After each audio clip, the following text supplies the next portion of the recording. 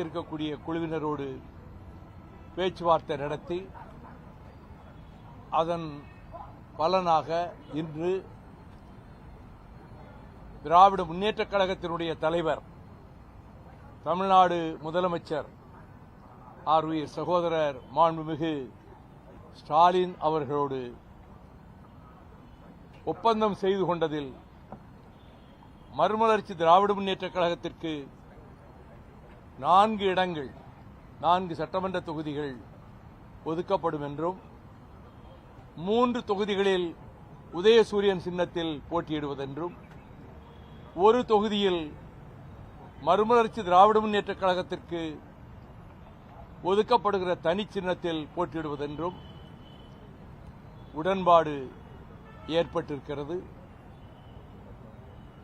திமுக கழகத்தினுடைய தலைவர் அவர்களும் அந்த உடன்பாட்டிலே கையெழுத்திட்டிருக்கிறார்கள்.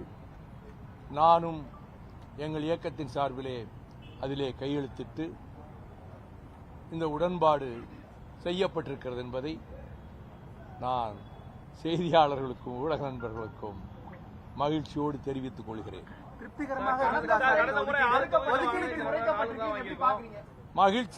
மகிழ்ச்சியோடு தெரிவிக்கிறேங்கிறதுல எல்லாம் அடங்கி போச்சு.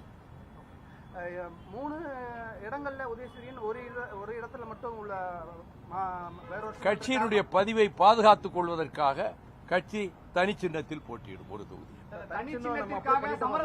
அது அன்னைக்கு ரிட்டர்னிங் ஆபீசர்ல கொடுக்கணும். அப்படியெல்லாம் ஒண்ணும் இல்லை. சமரசம்ங்கிற பேச்சுக்கு இடம் இல்லை. திராவிட முன்னேற்றக் கழகத்தினுடைய தலைவரும் முத்தமிழ் அறிஞருமான ஆருயிர் அண்ணன் டாக்டர் கலைஞர் அவர்கள் பிணிவயப்பட்டு அதற்கு பிறகு கோபாலபுரம் இல்லத்திலே இருந்தபோது தளபதி ஸ்டாலின் அவர்கள் என்னை அழைத்துக் கொண்டு நாங்கள் இருவர் மட்டும் கலைஞர் அவர்களை காணச் சென்றோம். டாக்டர் கலைஞர் அவர்களின் செவியோரத்திற்கு சென்று, அப்பா நம்ம வைகோ வந்திருக்கிறாரு என்று இருமுறை சொன்னார். அவர் ஆர்வத்தோடு பார்த்தார்.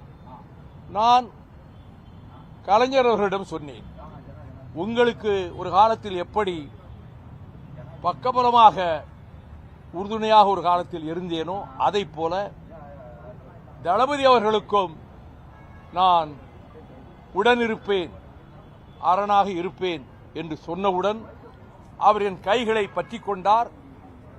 திருச்சியிலே நடைபெற்ற ஒரு நூல் வெளியீட்டு விழாவில் நம்முடைய முதலமைச்சர் அவர்களே இந்த சம்பவத்தை உணர்ச்சிகரமாக குறிப்பிட்டு, இப்படி அண்ணன் வைகோ சொன்னவுடன் தலைவர் அவர்கள் அவருடைய கரங்களை பற்றிக் கொண்டார் என்பதையும் நெகிழ்ச்சியோடு குறிப்பிட்டார்.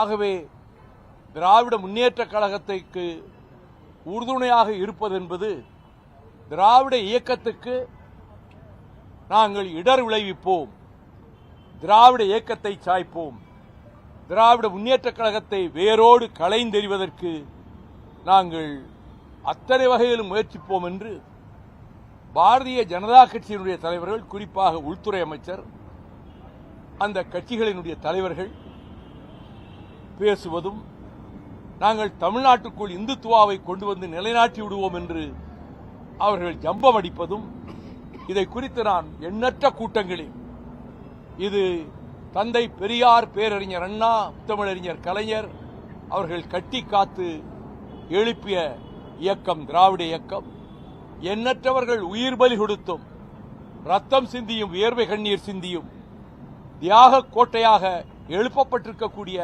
திராவிட இயக்கத்தை இங்கே சாய்ப்பது, அகற்றுவது என்று எப்படியாவது காலூன்றி விடலாம் என்று நினைக்கக்கூடிய இந்துத்துவா சக்திகளினுடைய எண்ணம் ஒருபோதும் ஈடேறாது, ஈடேற விடமாட்டோம். அந்த முயற்சிகளை தகர்ப்போம், தவிடுபடியாக்குவோம் என்று நூற்றுக்கணக்கான மேடைகளில் நான் பேசியிருக்கிறேன்.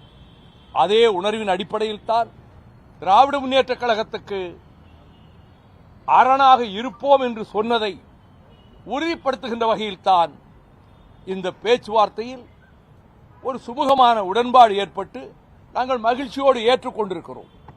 திமுக ஆட்சியிலிருந்து அகற்ற தமிழக மக்கள் தயாராகி விட்டாங்கன்னு பிரைம் மினிஸ்டர் இன்னைக்கு திருச்சியில பேசுறாரு. என்ன சொல்லியிருக்காரு? பிரைம் மினிஸ்டர் திமுக ஆட்சியிலிருந்து அகற்ற தமிழக மக்கள் தயாராகி விட்டதா சொல்றாரு. அவர் 2029க்கு பிறகு பிரதமர் நாற்காலியில இருப்பதுக்கு வாய்ப்பே கிடையாது. அவர் தூக்கி எறியப்படுவார். உங்களுக்கு எண்ணிக்கை குறைக்கப்பட்டது போல கம்யூனிஸ்டுகளுக்கும் விடுதலை சிறுத்தைகளுக்கும் குறைக்கப்பட்ட உங்களுடைய யூகங்களுக்கு, உங்களுடைய ஆசைகளுக்கெல்லாம் நான் தீனி போட முடியாது.